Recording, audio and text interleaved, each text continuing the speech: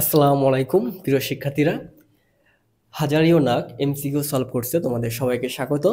আমরা হাজারিও নাগ স্যারের রসায়ন বইয়ের অনুশীলনী যতগুলো এমসিকিউ গুলো রয়েছে সব আমরা সলভ করব এই কোর্সের মাধ্যমে। তো তারই ধারাবাহিকতায় আমরা রসায়ন প্রথম পত্রের দ্বিতীয় চ্যাপ্টার যেটা গুণগত রসায়ন তার চতুর্থ যেই ক্লাসটা আছে ওটা নিচ্ছি। তো এর আগে ইতিমধ্যে আমরা 3টি ক্লাস নিয়ে নিছি, 1 থেকে 75 পর্যন্ত এমসিকিউ। এখন আমরা 75 থেকে 100 পর্যন্ত যাব। তো তোমরা নিয়মিত ক্লাসের আপডেট পেতে হলে আমাদের যে কোর্স আছে কোর্সে তোমরা যুক্ত হয়ে যাও, সম্পূর্ণ ফ্রি। আর এখানে নাম্বারিং তোমাদের কিছু মিলবে না, কারণ হচ্ছে হাজার স্যারের যে সিরিয়াল নাম্বারটা আছে ওইটা অনেকগুলো মিসিং দেখা যায় যে 10-20 নাম্বার পরে পরে এক একটা হয়ে যায়, মানে 100 পর দেখা যাচ্ছে 120, 120-এর পর দেখা যাচ্ছে কিছু দূর পর 50-এর পর হয়ে যাচ্ছে 170, এভাবে হয়ে যাচ্ছে। তো সিরিয়াল নাম্বার মিলবে না, আমরা একটা ক্রমিক নাম্বার আকারে সাজাচ্ছি, এখানে একটার পর একটা আসতেছে। তো আমাদের নাম্বারটা হয়তো মিলবে না, তোমাদের প্রশ্নগুলো কিন্তু ওই হাজারিন স্যারের কেমিস্ট্রি বই থেকে নেওয়া, তোমরা একটু মিলিয়ে নিবা। ওকে, তো আজকে আমরা যে বিষয়টা নিয়ে আলোচনা করতেছি সেটা হচ্ছে গুণগত রসায়নের শিক্ষা পরীক্ষা থেকে শুরু করব প্রথম যেই প্রশ্নটা। তো ইতিমধ্যে আগের ক্লাসগুলোতে আমরা পড়ছিলাম যে শিক্ষা পরীক্ষার মাধ্যমে কিভাবে আয়নগুলো শনাক্ত করা যায়। তো এখন দেখো শিক্ষা পরীক্ষার ক্ষেত্রে আরো কিছু বিষয় আছে, যে কোবাল্ট গাছের নিচের দিয়ে আমরা কি কি দেখলে কি কি আয়ন পাবো সেটাও শনাক্ত করা সম্ভব। তো এই ক্ষেত্রে দেখো এখানে কি বলছে যে কোন আয়নটি বর্ণালী কোবাল্ট গাছের মধ্যে হালকা সবুজ দেখাবে। আচ্ছা, এটা মনে রাখার একটা টেকনিক আছে, ছোটখাটো টেকনিক, যেটা মনে রাখা যায়। খুব কার্যকরী না হলেও কিছুটা মনে থাকবে তোমাদের আর কি, আগে পড়তে হবে তারপর টেকনিক। দেখো এটা হচ্ছে কালচে গোপাল, কাল সে গোপাল, গোপাল। আচ্ছা, যদিও গোপাল হচ্ছে পেটুক, তো এখানে আমরা কালসে গোপাল পড়তেছি। ওকে, তো কাল মানে হচ্ছে ক্যালসিয়ামকে আমরা ইন্ডিকেট করব, ক্যালসিয়াম 2+ আয়নটাকে। ওকে, আর সবুজ মানে হচ্ছে ওর রংটা হচ্ছে, মানে সে মানে সবুজ, ওর রংটা কিরকম সবুজ।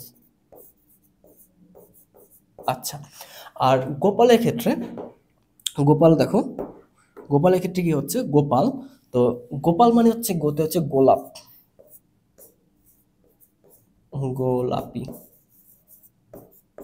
ওকে, তো গোলাপিটাকে এই যে পালে হচ্ছে পটাশিয়াম, পটাশিয়াম প্লাস, তাহলে পটাশিয়াম হচ্ছে গোপাল, মানে গোপালে হচ্ছে পটাশিয়াম গোলাপি, আর কালসে হচ্ছে ক্যালসিয়াম সবুজ। এটা দিয়ে তোমরা কিছুটা হলে মনে রাখতে পারো। তো এগুলো আসলে আগে তোমাদের মুখস্থ করা উচিত, তারপর টেকনিক যা দিয়ে মনে রাখতে পারো। তো এই ধরনের যতগুলো ইনফরমেশনমূলক কোশ্চেন আসে এগুলো কিন্তু হিউজ পরীক্ষায় আসে। তো এগুলো তোমাদের অবশ্যই মেমোরাইজ করা দরকার, এগুলো মেমোরাইজ ছাড়া উপায় নাই, যদি কিছু টেকনিকের মাধ্যমে মনে রাখতে পারো। এই তো, তো এটা সঠিক উত্তর হবে কোনটা, দেখো কালসে গোপাল মানে হচ্ছে ক্যালসিয়ামটা। হ্যাঁ, তাহলে ক্যালসিয়ামটা হচ্ছে সবুজ দেখাবে, ক্যালসিয়াম 2+ আয়নটা। পরের প্রশ্নটা দেখি, যে ব্লু গ্লাসের মধ্যে দিয়ে গোলাপি লাল কোনটা, যে আমরা পড়ছিলাম একটু আগে, যে গোপাল, যে পটাশিয়ামটা। ওকে, এখানে পটাশিয়ামটা। পরের প্রশ্ন চলে আসি, নেসলার দ্রবণ দ্বারা কোন ক্যাটায়ন শনাক্ত করা যায়। তো নেসলার দ্রবণ দ্বারা আমরা সবাই জানি এটা হচ্ছে অ্যামোনিয়া শনাক্ত করা যায়। পরের প্রশ্ন, যে পটাশিয়াম পাইরো এন্টিমোনেট দ্রবণ দ্বারা কোন ক্যাটায়ন শনাক্ত করা যায়। তো পটাশিয়াম পাইরো এন্টিমোনেট এই যে দ্রবণটা আছে এটা আমরা সাধারণত সোডিয়ামটা শনাক্ত করে থাকি। এটা দেখো, এই যে পটাশিয়াম পাইরো এন্টিমোনেট যেটা রয়েছে সব 2 হবে, K2 H2 L2 এন্টিমোনেট। এই যে, তো এটা পটাশিয়াম পাইরো এন্টিমোনেট, এটা দ্বারা এই সোডিয়াম এতটা শনাক্ত করা যায়, যে এটা এটা কি করে সাদা পদক্ষেপ দেয়, সাদা পদক্ষেপ, পদক্ষেপ দেয়, সরি, সাদা পদক্ষেপ। ওকে, তাহলে এখানে সঠিক উত্তর হবে কোনটা, সোডিয়াম। পরের প্রশ্ন, যে অ্যামোনিয়াম অক্সালেট দ্রবণ দ্বারা কোন ক্যাটায়ন নিশ্চিতভাবে শনাক্ত করা যায়। এটা হচ্ছে সরি ক্যালসিয়াম। আচ্ছা, ক্যালসিয়াম দ্বারা অ্যামোনিয়াম অক্সালেট দ্রবণ নিশ্চিতকরণ করা হয়। তো তো এখানে বিষয় আছে, নিশ্চিতকরণ একটা আছে, শনাক্তকরণ আছে। এটা তোমাদের যে চারটা আছে এটা অবশ্যই মুখস্থ করতে হবে। অ্যামোনিয়াম অক্সালেট দ্রবণ দ্বারা কোন ক্যাটায়ন নিশ্চিতভাবে শনাক্ত করা যায়? এটা হচ্ছে ক্যালসিয়াম। তো অ্যামোনিয়াম অক্সালেট যেটা থাকে, তো ওইটা এই ক্যালসিয়াম, যেটা ওই ক্যালসিয়ামকে তোমার এখানেও সাদা অধ্যক্ষেপ তৈরি করবে ওরা। পরের প্রশ্ন, কপার 2+ আয়রন দ্রবণে অধিক অ্যামোনিয়াম হাইড্রোক্সাইড দ্রবণ যোগ করলে কি সৃষ্টি হয়? এটা হচ্ছে গাঢ় নীল তৈরি হবে, গাঢ় নীল কালার তৈরি হবে। পরের প্রশ্ন, এখন দেখো জিঙ্ক 2+ আয়ন নিশ্চিতকরণে বিকারের নাম কি? এই জিঙ্ক 2+ আয়ন নিশ্চিতকরণে আমরা যে পটাশিয়াম ফেরোসায়ানেটটা আছে, এই পটাশিয়াম ফেরোসায়ানেটটা আমরা ইউজ করি জিঙ্ক 2+ আয়নের শনাক্তকরণ ক্ষেত্রে। সোডিয়াম প্লাস আয়ন শনাক্তকরণের ক্ষেত্রে কোনটি ব্যবহৃত হয়? এই যে আমরা আগে কিন্তু পড়ে আসছিলাম যে পটাশিয়াম পাইরো অ্যান্টিমোনেট যেটা, পটাশিয়াম পাইরো অ্যান্টিমোনেট যেটা, এটার মাধ্যমে যে সোডিয়াম ধাতুটা এটাকে শনাক্ত করা যায়। এই যে সোডিয়াম ধাতু যেটা আছে এটাকে শনাক্ত করা যায় পটাশিয়াম পাইরো অ্যান্টিমোনেট। তো এটার ক্ষেত্রে মনে রাখবা যে সব 2, K2 H2 Sb2 সব 2, আর ওটা হচ্ছে 7, এটা মনে রাখবা। ওকে, আচ্ছা। পরের প্রশ্ন, যে অ্যামোনিয়া আয়ন শনাক্তকরণে ব্যবহৃত বিকার কোনটি? নেসলা দ্রবণ, যেটা তোমরা সবাই জানো, এই যে নেসলা দ্রবণ। পরের প্রশ্ন, নেসলা দ্রবণ কি? একই প্রশ্নের পিঠে আরেক প্রশ্ন চলে আসছে, মনে হচ্ছে ভাইবা দিতে যাচ্ছি, যে ভাইবা নেসলা দ্রবণ দেখলাম, এখন নেসলা দ্রবণে কি আবার সেটা জিজ্ঞেস করতেছে। এটা হচ্ছে দেখো পটাশিয়াম মার্কারিক আয়োডাইড এবং এটার সাথে যদি পটাশিয়াম হাইড্রোক্সাইড যোগ করে তখন এই নেসলা দ্রবণটা তৈরি হয়। আচ্ছা, পরের প্রশ্নতে চলে আসি। দেখো সোডিয়াম পাইরো অ্যান্টিমোনেটের সংকেত কি? এই যে একটু আগে ঘুরে ফিরে একই প্রশ্ন, সোডিয়াম 2 H2 Sb2 O7, এটা হচ্ছে সোডিয়াম পাইরো অ্যান্টিমোনেটের সংকেত, রাইট? ওকে, তো নিচের কোন ক্যাটায়ন শনাক্তকরণে পটাশিয়াম ফেরোসায়ানেট দ্রবণ যুক্ত করা হয়? এই যে এগুলো আমরা একটু আগে পড়েছিলাম, পটাশিয়াম 2+। তো এগুলো সুন্দরভাবে মুখস্থ করতে হবে, এগুলো মুখস্থ করার কোনো উপায় নেই, এগুলো টেকনিক দিয়ে মুখস্থ করে বা যেভাবে ইচ্ছা মুখস্থ করে এগুলো মাথায় রাখতে হবে। অ্যাডমিশনের জন্য খুবই গুরুত্বপূর্ণ এসব জিনিসগুলো। আর তোমাদের সব মুখস্থ করা লাগবে না, তোমরা শুধু হাজারিনাক স্যারের যে বই যে কটা আছে ওই কটাই মুখস্থ করো, কারণ অ্যাডমিশনে বা বিভিন্ন জায়গায় হাজারিনাক স্যারের বই থেকে হুবহু তুলে দেয়, কোনো কিছু পরিবর্তন করে না। আচ্ছা, তো একটি তরল জৈবযোগে 78.3 ডিগ্রি তাপমাত্রা ফুটে আছে, তরল জৈবযৌগ। ওকে, এর সাথে অল্প ইথানল যোগ করলাম এবং মিশ্রণ তরলটি স্থানাঙ্ক 78.3 ডিগ্রি হলে হয়। আচ্ছা, তাহলে যেটা তো এটাই আছে এখানে 78.3 ডিগ্রি, 78.3 ডিগ্রি, মানে কোনো পরিবর্তন হয়নি, তার মানে একই জিনিস মিশাইছে, তাই না? মূল তরলটি আসলে কি ছিল? তাহলে যেহেতু এটা মিশাইছে অল্প ইথানল, তাহলে জিনিসটা আসলে বিশুদ্ধ ইথানলই ছিল। হ্যাঁ, বিশুদ্ধ ইথানল, কারণ ইথানলের স্ফুটনাঙ্ক আমরা জানি 78.3। পরের প্রশ্ন, যেসব যৌগ পানিতে অদ্রবণীয়, পানিতে কিন্তু অদ্রবণীয়, হ্যাঁ, আচ্ছা, পানিতে দ্রবীভূত হয় না ও ফুটন্ত পানিতে বিয়োজিত হয় না। ওকে, এটা কি করা যায়? কিন্তু স্টিমে উদ্দায়ী, তো এদের ভেজাল থেকে কিভাবে রূপান্তর করা হয়? দেখো স্টিমে যদি উদ্দায়ী তাহলে স্টিমই করবো, স্টিম পাতন করবো, তাহলে তো হয়ে গেল। এটাকে ভেজাল থেকে কিভাবে পৃথক করব? স্টিম পাতন করলেই হয়ে যাবে। আচ্ছা, 90 নম্বর কোশ্চেন দেখো, দুইটি ভিন্ন তরলে কোন দ্রবণের দ্রাব্যতা মাত্রা কম বেশি হলে ওই দ্রবকে কম দ্রাব্যতা বিশিষ্ট তরল থেকে কি রূপে পৃথক করা যায়? দেখো, দুইটি ভিন্ন তরল, কোন দ্রব্যের দ্রাব্যতার মাত্রা কম বেশি যদি হয়, তখন আমরা কি করব? দ্রাবক নিষ্কাশনের মাধ্যমে এটা করতে পারি, এটা আমরা দ্রাবক নিষ্কাশনের মাধ্যমে পৃথক করে দিতে পারবো। ওকে, তো অধিশোষণের মাত্রা ও সচল দশার দ্রাব্যতা হারে ভিন্নতা থাকলে মিশ্রণের উপাদানগুলো কোন পদ্ধতিতে পরস্পর থেকে পৃথক করা যায়? এটা ক্রোমাটোগ্রাফি, আমরা জানি যে দুইটা মাত্রা থাকে, দশা থাকে, একটা কঠিন দশা থাকে, একটা সচল। কঠিন যেটা সেটা মানে স্থির থাকে, এটা ভিন্ন হতে পারে গ্যাস বা অন্য তরল যে ক্রোমাটোগ্রাফি আছে ওটার ক্ষেত্রে তরল হতে পারে, তবে মানে কঠিনেরটা বলতেছি, যেটা কঠিন বা স্থির, বা স্থির যে দশাটা ওই দশাটা যদি থাকে, আর একটা দশা থাকে হচ্ছে সচল দশা। তো এই অবস্থা থাকলে আমরা ক্রোমাটোগ্রাফির মাধ্যমে উপাদানগুলো আলাদা করতে পারি। তো এখানে কোনটা হবে? ক্রোমাটোগ্রাফি। আবার চলে আসছে, ক্রোমাটোগ্রাফির দশা কয়টি? দুইটি দশা আমরা জানি, যে কঠিন যেটা আছে স্থির দশা, একটা আছে সচল দশা যেটা তরল বা গ্যাসীয় হতে পারে, দুইটি। তো ক্রোমাটোগ্রাফির দশা হচ্ছে দুইটি, একটা স্থির একটা হচ্ছে সচল। পেপার ক্রোমাটোগ্রাফির আর এর মান যে কোনটি? পেপার ক্রোমাটোগ্রাফির আর এর মান যে 0.5, এটা মুখস্থ করবা। এগুলোর মান কিন্তু 1 এর চেয়ে বেশি বাড়বে না, 0.5।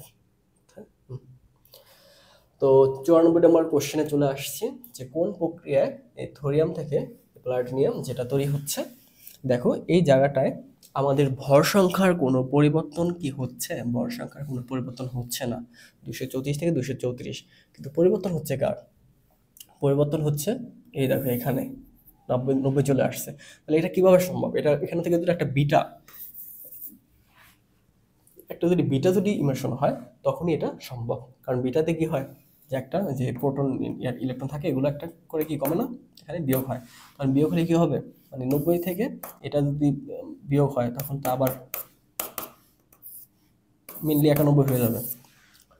ওকে, এটা হচ্ছে বিটা ইমিশন, এই যে বিটা ইমিশন হেয়ার।